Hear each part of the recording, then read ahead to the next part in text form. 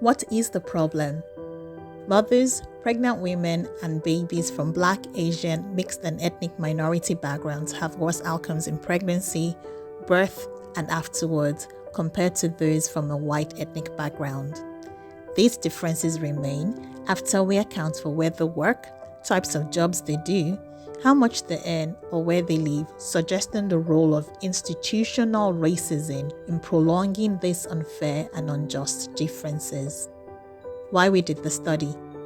The NHS Race and Health Observatory commissioned this project to examine the current evidence of interventions aimed at tackling ethnic health inequalities in outcomes for mothers and babies and to identify any gaps. What did we do?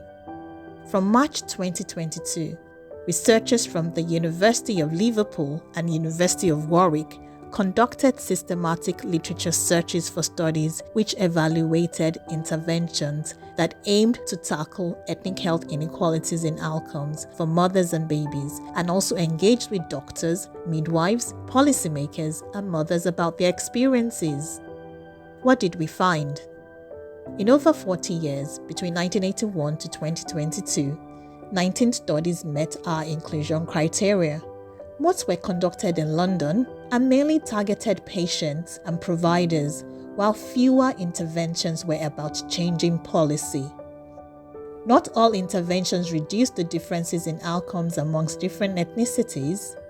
Interventions that may have the potential to reduce these ethnic differences include having the same midwife or team of midwives, special care for migrants, asylum seekers and refugee women, early screening for preeclampsia, health advocacy, and postnatal depression intervention for South Asian women. Our stakeholders also felt that the role of a specialist cultural liaison midwife to improve trust with pregnant women and provide cultural competency training could help. However, this role has not been evaluated. What does this mean? This review highlights the lack of evidence on interventions aimed at reducing ethnic health inequalities in outcomes for mothers and babies.